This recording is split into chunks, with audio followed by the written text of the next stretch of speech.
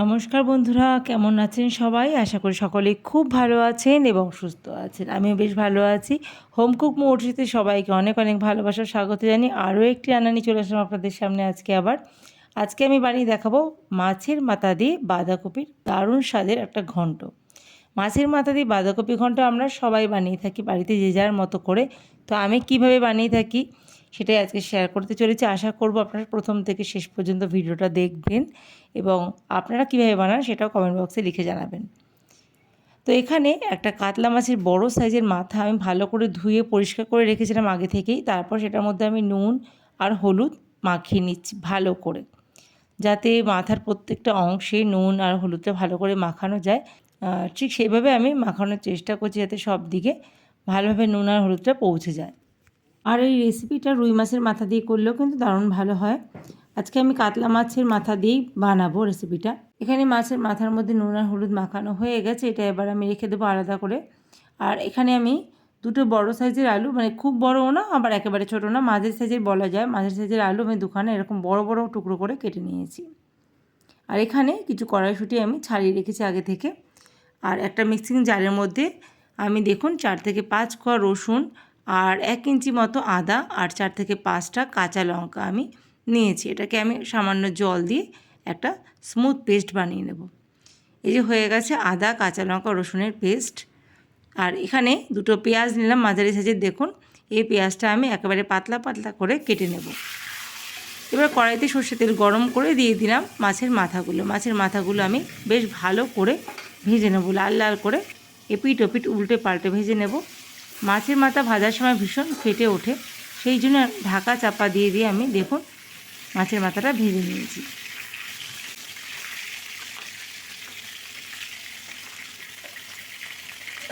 মাছের মাথাগুলো ভাজা হয়ে গেছে, সব মাথাগুলো আমি তুলে নিয়েছি, দেখুন খুব সুন্দর করে ভেজে নিয়েছি। এবার ওই তেলের মধ্যে দিয়ে দিলাম আগে থেকে কেটে ধুয়ে রাখা আলুগুলোকেও আমি সুন্দর করে ভেজে নেব।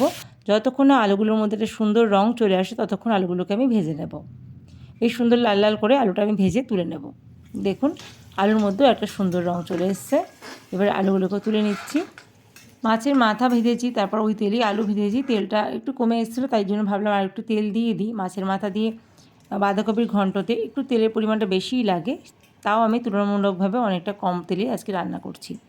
তো এবার সর্ষে তেলটা দেওয়ার পর দিয়ে দিলাম এর মধ্যে একটা তেজপাতা ছিঁড়ে দিলাম, একটা শুকনো লঙ্কা ভেঙে দিলাম, আর দিলাম গোটা জিরে ফোড়ন, আর দিলাম থেতো করা গরম মশলার মধ্যে দিচ্ছি দুটো এলাচ, একটা লবঙ্গ, এক টুকরো ছোটো দারচিনি একটু থেতো করে দিয়েছি।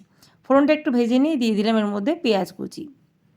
দেখুন পেঁয়াজটা একদম পাতলা পাতলা করে আমি লম্বা লম্বা করে কেটে নিয়েছি। সেই পেঁয়াজটা আমি ভেজে নেব সুন্দর করে। খুব বেশি কড়া করে লাল লাল করে ভাজার দরকার নেই, একটু নরম হয়ে গেলেই হবে। আমি কিন্তু আজকে অনেক কম তেলে রান্না করছি, আপনারা চাইলে তেলের পরিমাণটা একটু বাড়িয়ে দিতে পারেন, কারণ বাঁধাকপির ঘন্ট মাছের মাথা দিয়ে করলে তেলের পরিমাণটা একটু বেশি দিলেই অনুষ্ঠান বাড়ির মতো টেস্টটা আসে। টমেটোগুলো 4 টুকরো করে কেটেছি, এতে ছোটো সাইজের টমেটো, আমি বেশি কুচি করে কাটিনি, একটা টমেটোকে 4 টুকরো করেছি। দুটো টমেটো দিয়েছি আমি ছোটো সাইজে। এবার যেই মশলাটা আমি বানিয়ে রেখেছিলাম মিক্সিং জারে, সেই মশলাটা আমি দিয়ে দিলাম, আদা রসুন কাঁচা লঙ্কার পেস্ট। সব মশলা দিয়ে ভালোভাবে মিডিয়াম টু হাই ফ্লেমে রান্নাটা আমি কষিয়ে নেব। এর মধ্যে এখন আমি দিয়ে দেবো আগে থেকে ছাড়িয়ে রাখা কড়াইশুঁটি বা মটরশুঁটি। আপনারা চাইলে মটরশুঁটিটা পরেও দিতে পারেন, মানে বাঁধাকপি যখন দেবেন তখনও দিতে পারেন। আমি আগেই দিলাম কারণ এই মটরশুঁটিগুলো বেশ পুষ্ট, একেবারে কচি কচি মটরশুঁটি হলে পরে দিলেও হয়। তো সব মশলার সাথে কড়াইশুঁটিটাও আমি একটুখানি কষিয়ে নিচ্ছি, আর দিয়ে দিলাম এর মধ্যে পরিমাণ মতন হলুদ গুঁড়ো, দিয়ে দেবো এখন স্বাদ মতো নুন। আর আমি এখানে একটা কথা বলি, আমি কিন্তু বাঁধাকপি আজকে ভাপিয়ে নিইনি, আপনারা চাইলে বাঁধাকপিটা সামান্য নুন দিয়ে ভাপিয়ে নিতে পারেন। আর এই সময় আমি দিয়ে দিলাম 1 চা চামচ জিরে গুঁড়ো। এবার যেই মিক্সিং জারের মধ্যে আমি মশলাটা পেস্ট করেছিলাম সেটা ধুয়ে সামান্য জল ব্যবহার করলাম যাতে মশলাটা তলায় লেগে না যায়। এবার ভালো করে মিডিয়াম টু হাই ফ্লেমে রান্নাটাকে কষিয়ে নিচ্ছি। টমেটোগুলো দেশি টমেটো, একটু বড় করে কেটেছি, কষাতে কষাতে পুরোটাই গলে যাবে, সেই জন্য বেশি কুচিয়ে কাটিনি। আর ঢাকা দিয়ে লো ফ্লেমে রান্নাটা কিছুক্ষণ হতে দিয়েছিলাম। দেখুন এখানে কিন্তু মশলাটা বেশ সুন্দর কষে গেছে, একটা বেশ সুন্দর কালারও চলে এসেছে। তো এই সময় আমি দিয়ে দেব সামান্য কাশ্মীরি লাল লঙ্কার গুঁড়ো, এটা দিলাম শুধুমাত্র রঙের জন্য। আমি কিন্তু ঝালটা করেছি কাঁচা লঙ্কা দিয়ে। আমি শুকনো লঙ্কার গুঁড়ো, যেটা ঝাল লাল লঙ্কার গুঁড়ো, খুব কম ব্যবহার করি রান্নায়, কারণ আমাদের শুকনো লঙ্কার গুঁড়ো একটু সমস্যা হয়, সেই জন্য রঙের জন্য শুধুমাত্র কাশ্মীরি লাল লঙ্কার গুঁড়োটা ব্যবহার করি। কিছু ভালোভাবে আরও একটু মিশিয়ে নিচ্ছি। এর মধ্যে আমি এখন দিয়ে দেবো আগে থেকে কুচিয়ে রাখা বাঁধাকপিগুলো। বাঁধাকপিটা আমি আগে থেকেই কুচিয়ে ধুয়ে রেখেছিলাম। এই যে দেখুন, একেবারে ঝিরিঝিরি করে যতটা সম্ভব কুচিয়ে নিয়েছি। বাঁধাকপি যত ঝিরিঝিরি করে কাটা যাবে তত তাড়াতাড়ি বাঁধাকপি রান্না হবে বা একদম তাড়াতাড়ি মজে যাবে। সেই জন্য চেষ্টা করবেন বাঁধাকপিটাকে একেবারে ঝিরিঝিরি করে কাটার। বাঁধাকপির পরিমাণটা বেশ অনেকটাই ছিল, মানে একটা গোটা বাঁধাকপির ঠাসা ছিল, সেই জন্য আমি একবারে কিন্তু সম্পূর্ণ বাঁধাকপিটা এখন কড়াইতে দেইনি, কাটবে না বলে কড়াইতে আমি 2-3বারে দিয়েছি। এখানে কিছুটা বাঁধাকপি দিয়ে আমি নাড়াচাড়া করে মিশিয়ে নিচ্ছি, তারপরে বাকি বাঁধাকপিটা দেবো। এরকম করতে করতে সবটা বাঁধাকপি আমি দিয়ে দেবো। হালকা হাতে নাড়াচাড়া করতে করতেই সব বাঁধাকপিটা কিন্তু বেশ মজে যাবে, অসুবিধা হবে না। প্রথম নাড়তে একটু অসুবিধা হতে পারে, কিন্তু নাড়াচাড়া করতে করতে সম্পূর্ণ বাঁধাকপি কিন্তু মজে যাবে। তো বাঁধাকপি রান্না করতে একটু বড় কড়াই হলেই ভালো হয়, সেই জন্য আমি একটা বড় কড়াই নিয়েছি রান্না করার জন্য। আর দেখুন কতটা কমে গেল, আমি কিন্তু সব বাঁধাকপিটাই দিয়ে দিয়েছি এই সময়। এইভাবে ধীরে ধীরে সমস্ত বাঁধাকপিটা আমি দিয়ে দিয়েছি। তো দেখুন অল্প কিছু বাঁধাকপি এখনও ঝুড়িতে ছিল, সেটাও দিয়ে দিলাম। আর একটুও নেই, সমস্তটাই কিন্তু কড়াইতে দেওয়া হয়ে গেছে। এবার সব কিছু নাড়াচাড়া করে মিশিয়ে ঢাকা দিয়ে রান্নাটা আমি হতে দেবো। 5 মিনিটের জন্য আমি লো ফ্লেমে ঢাকা দিয়ে রান্নাটা হতে দিয়েছি।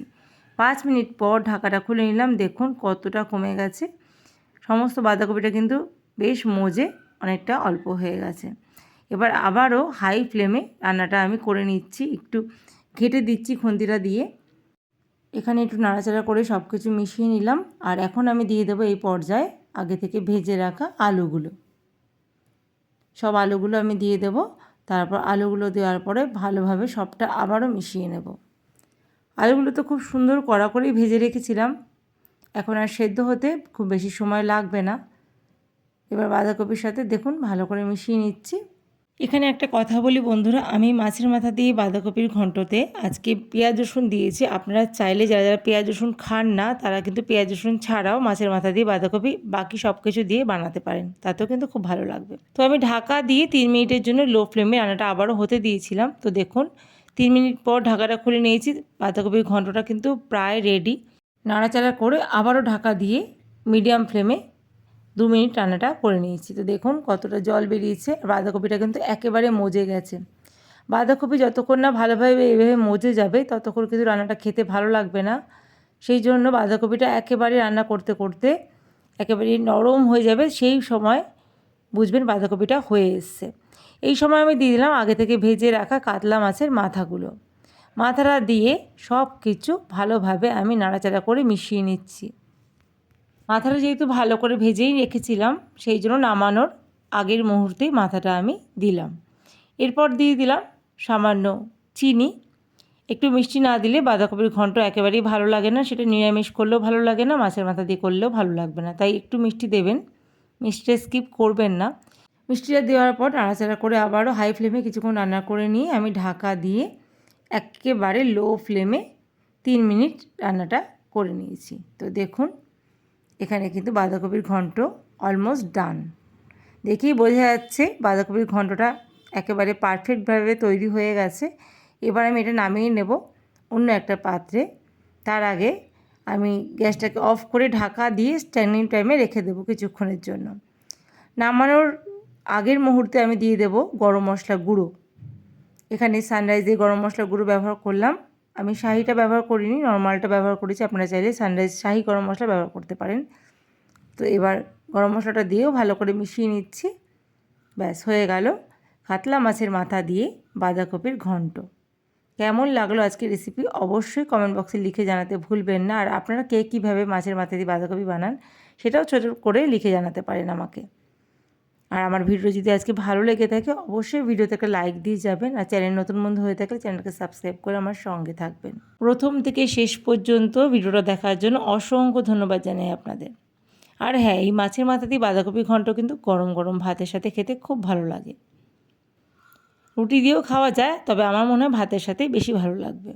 তো আজকে তবে এখানেই বিদায় নিচ্ছি, দেখা হবে খুব তাড়াতাড়ি নতুন একটা ভিডিওর সাথে। ততক্ষণ সবাই খুব ভালো থাকবেন এবং আমার চ্যানেলটার পাশে থাকবেন। আর ভিডিওটা যারা ফেসবুক পেজ থেকে দেখছেন তারা অবশ্যই আমার পেজটাকে ফলো করে রাখবেন, তাহলে যখনই ভিডিও আপলোড করব সাথে সাথে নোটিফিকেশান পেয়ে যাবেন।